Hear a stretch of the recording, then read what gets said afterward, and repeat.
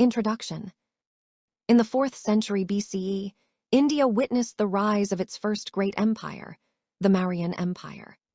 Founded by Chandragupta Maurya, this empire in its peak extended over almost whole of Indian subcontinent, bearing a few places like Kerala, Tamil Nadu, and some parts of North.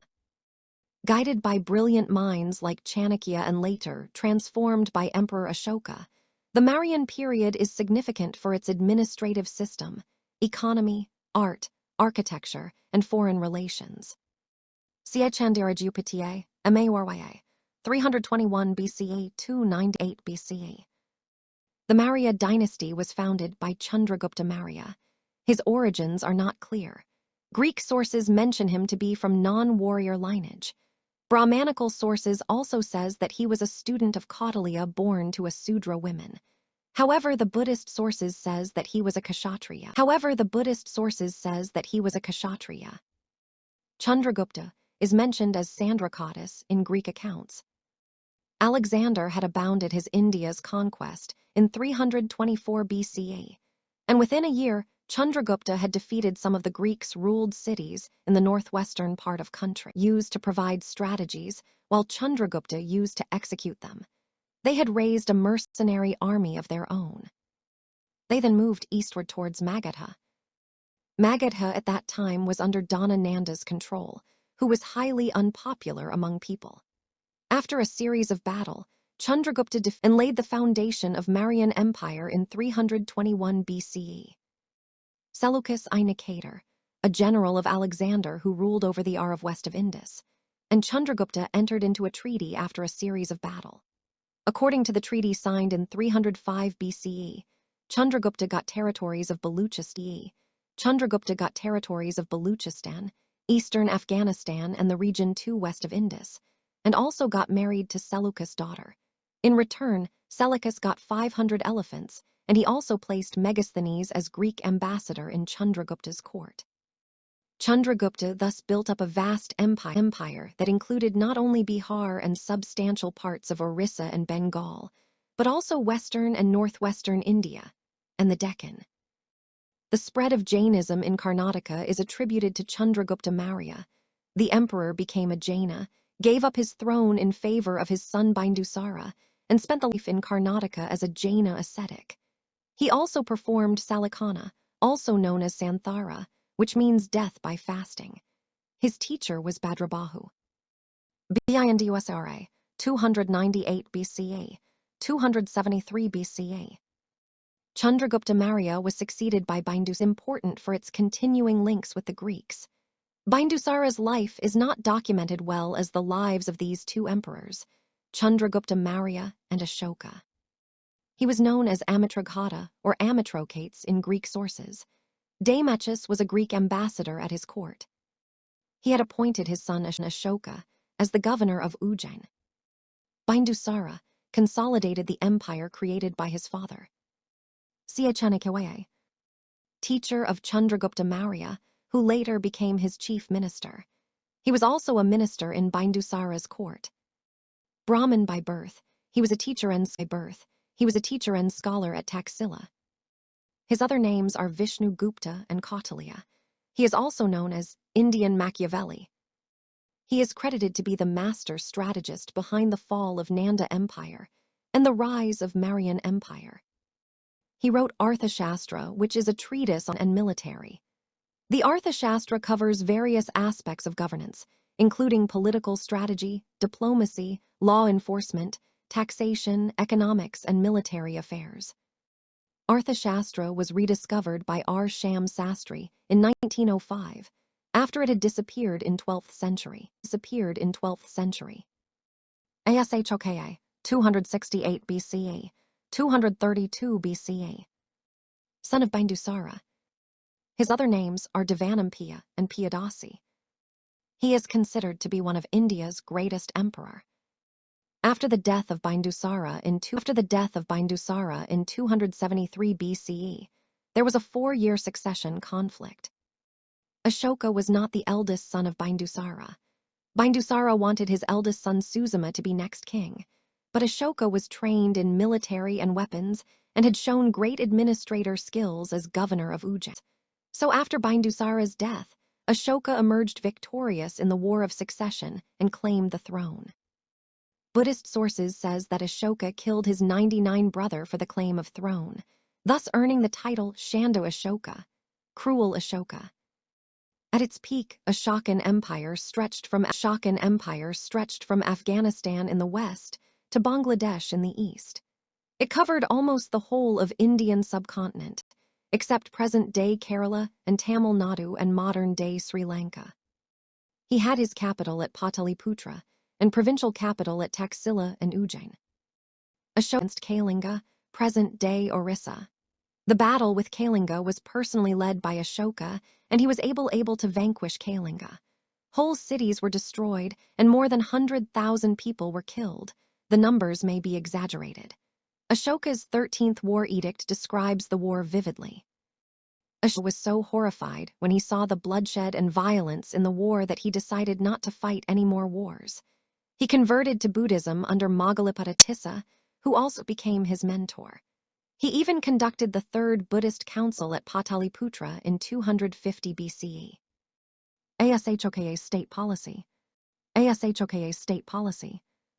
The ideology of Buddhism guided Ashoka's state policy at home and abroad. He therefore abandoned the policy of physical occupation in favor of cultural conquest. Ashoka now appealed ideologically to the tribal people and the frontier kingdoms to obey the king as their father and to repose confidence in him. The officials appointed by Ashoka were instructed to propagate this idea among all sections of his subjects. The tribal peoples were similarly asked to follow the principles of Dhamma, Dharma. He no longer treated foreign dominions as legitimate areas for military conquest. He took steps for the welfare of men and animals in foreign lands, which was a new thing considering the conditions in those times.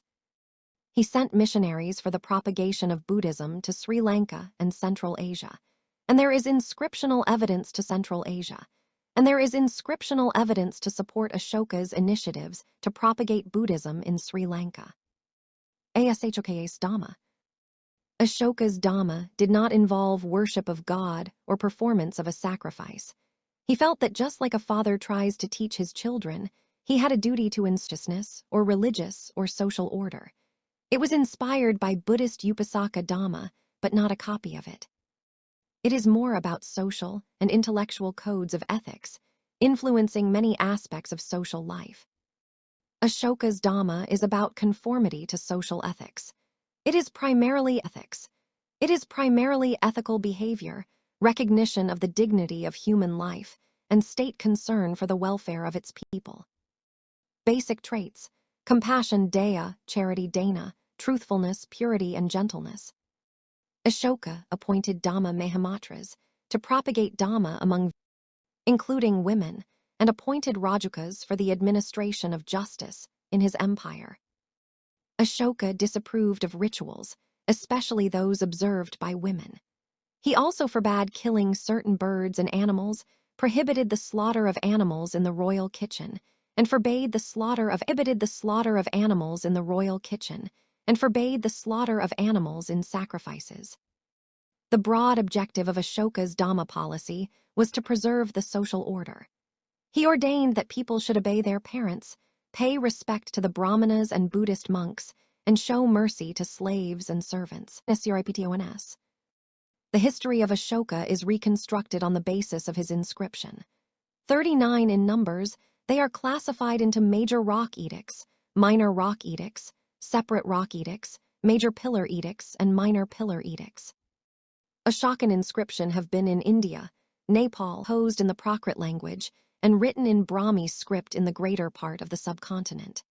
However, in the northwestern part of the subcontinent, they also appeared in the Aramaic language and Kharosthi script, and in Afghanistan, they were written in both Aramaic and Greek scripts and languages. Ashoka was the first king to speak directly to his people through his inscriptions, which carried royal orders. The inscriptions throw light on Ashoka's career, his external and domestic policies, extent of his empire, and Ashoka's Dhamma. Historical significance. of ASHOKA. Ashoka has a number of achievements to his credit. He was certainly a great missionary ruler in the history of ancient world. He worked with great devotion for his mission and achieved a great deal at home and abroad. Ashoka brought about the political unification of the country. He bound it one script called Brahmi, which was used in most of his inscriptions. He had tolerance and respect for the religion and scripts.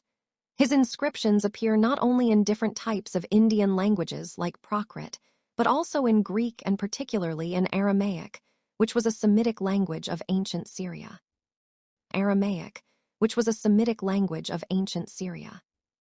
Above all, Ashoka is important in history for his policy of peace, non-aggression, and cultural conquest.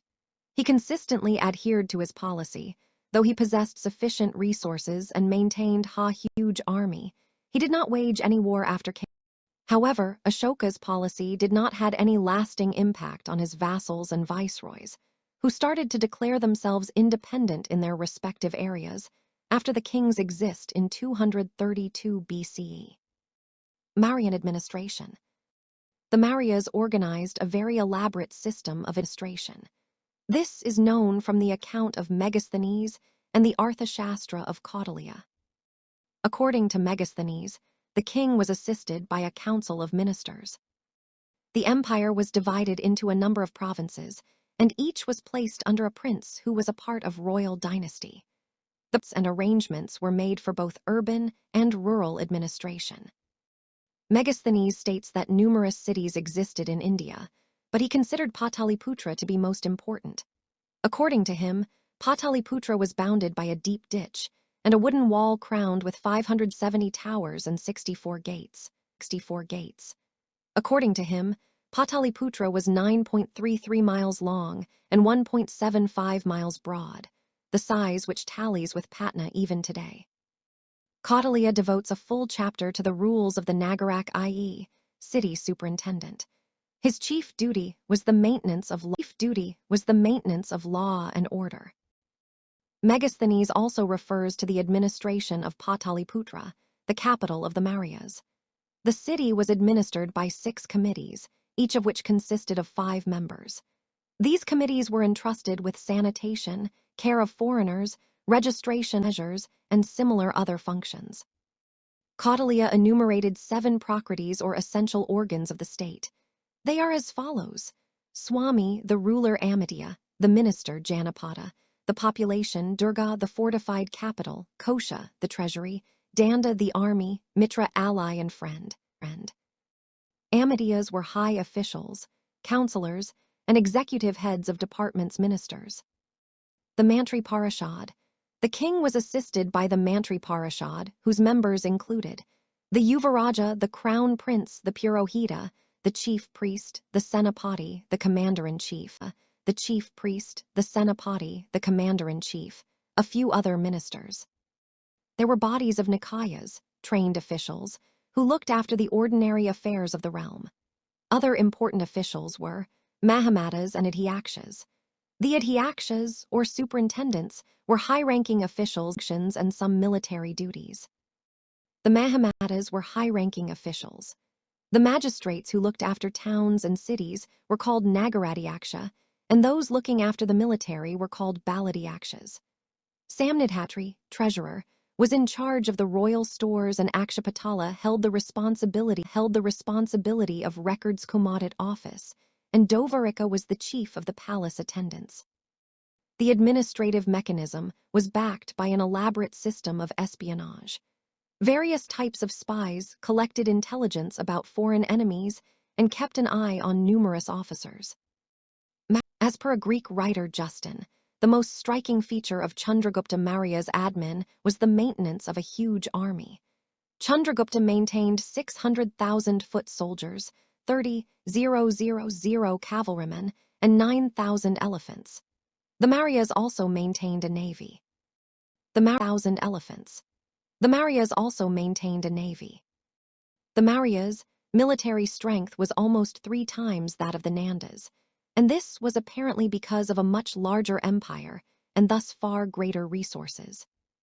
According to Megasthenes, The administration of armed forces was carried on army, navy, cavalry, elephants, chariots, and transport.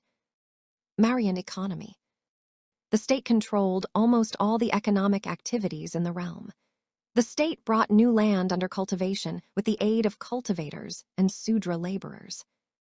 The virgin land that was opened for cultivation yielded handsome income to the state in the form of revenue collected from the newly settled peasants. The taxes collected from the peasants varied from 1/4 to 1/6 of the produce. Those who were provided with irrigation facilities by the state had to pay for them. In addition, in times of emergency, peasants were compelled to raise more crops. Taxes were collected in both cash and kind. Tolls were also levied on commodities brought to town for sale, and they were collected at the gate. Moreover, the state enjoyed a monopoly in mining, the sale of liquor, the manufacture of arms, etc. This naturally brought vast resources to the royal exchequer. Chandragupta, thus, established a well-organized administrative system and gave it a sound financial base. Trade was ongoing through textile manufacturing centers, also was conducted through sea routes, and the ships and boats were harbored at Tamralipti and Bharuch ports. Mauryan society. The Varna system persisted, and Brahmanas and Kshatriyas ruled the social hierarchy despite the challenges posed by Buddhism and Jainism. Owing to greater trade and commerce, there was an improvement in the social status of Vaisyas, or the trading communities. Shudras were involved in the agricultural and artisanal activities. This period saw an increase in the number of untouchables, i.e., ASHOKA'S, dog breeders, also called Antivasian, literally meaning living at the end. However, there is no mention of either Varna or Sati in the Ashokan edicts. Despite Megasthenes' praise for Indian civilization for having no slaves, ironically, slavery did exist in India at the time.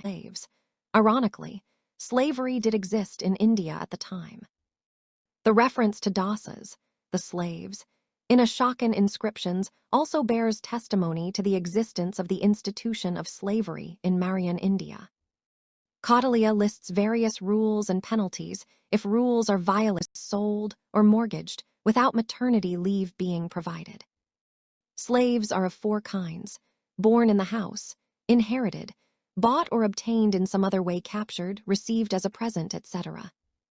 An Arya minor i.e., a Hindu child of any of the 4 Varnas shall never be sold or mortgaged into slavery. It is, however, not a crime for a Mleka, a non-Hindu, or foreigner to sell or mortgage his child. Mauryan art and architecture. Important beginnings were made in rock-cut and stupa architecture during the Mauryan period. In the Mauryan period, stone culture dramatically emerged as the principal medium of Indian arts. The Mauryan rulers, especially Ashoka, gave great support to a variety of art forms including stone sculptures, ring and disc stones, terracotta figurines, and stupa architecture. Stupa architecture was popularized by Ashoka. He got approximately 84,000 stupas built. Sanchi is an important stupa site that definitely dates to Ashoka's time. The Maurya artisans also started the practice of hewing out caves from rocks for monks to live in. Later, this form of cave architecture spread to western and southern India. Maurya era witnessed the extensive production terracotta. Themes were generally based on animals, women, especially mother goddesses. Notable examples were hand-modeled elephants, animals, mother goddesses, female statues. At the end of the Maurya period, burnt bricks were used for the first time in northeastern India. The use of burnt bricks spread in the outlying provinces of the empire. Due to the moist climate and heavy rainfall, it was not made of mud and mud brick, as was the case in the dry zones. Similarly, ring wells, which were first constructed under the Mauryas in the Gangetic plains, later spread beyond the heart of the empire. As ring wells supplied water to people for domestic use, it was no longer imperative to find settlements on the banks of rivers. It was also used as a soak pit. Fall of Mauryan Empire. The Madhan Empire, which had been reared by successive wars culminating in the conquest of Kalinga, began to disintegrate after the exit of Ashoka in 232 BC. CAUSE reaction. The Brahmanical reaction began as a result of Ashoka's policy.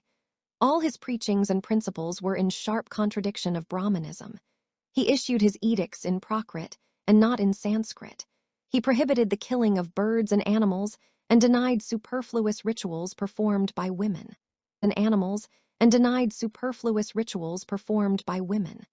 The anti-sacrifice attitude of Buddhism adopted by Ashoka adversely affected the income of Brahmins. Naturally, this policy infuriated the Brahmanas. This reaction helped some new kingdoms to rise into power. For example, the Shungas and the Kanvas, who ruled in MP and further east on the remnants of the Maurya Empire, were Brahmanas. Similarly, the Satavahanas, who founded kingdoms in the western Deccan and Andhra, claimed to be Brahmanas. These new kingdoms capitalized the Brahmanism anger against the Maurya Empire led by Ashoka. Financial and payment to the bureaucracy created a financial crisis for the Maurya.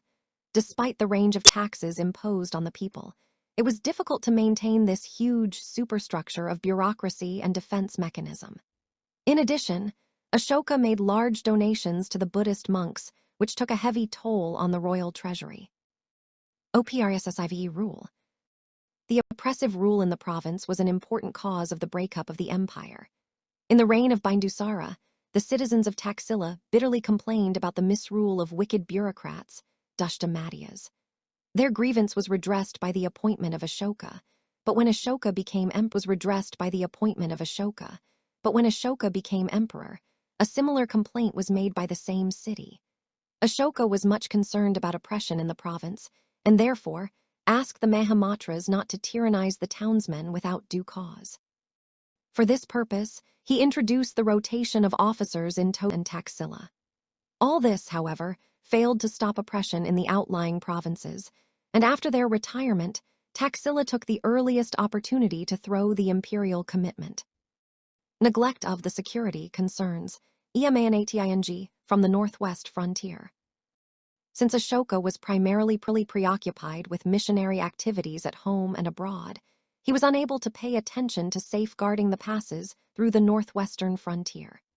This had become necessary in view of the movement of tribes in Central Asia in the 3rd century. A nomadic people principally reliant on the use of the horse, they pose a serious to the settled empires in China and India. The Chinese ruler Shi Huangti, 247–10 BC, constructed the Great Wall of China in about 220 BC to safeguard his empire against the attacks of the Scythians, but Ashoka took no such measures. New knowledge in other areas. It is an obvious fact that Magadha owed its expansion to certain basic material advantages. Once the knowledge of the use of these elements of culture spread to central India, the Deccan, and Kalinga, as a result of the expansion of the Magadha Empire, the Gangetic-based special advantage. The Mauryan Empire was finally destroyed by Pushyamitra Shunga in 185 BCE. He was a Brahmana and general of last Mauryan ruler Brihadratha. He is said to have killed him in public and forcibly abducted the throne of Pataliputra.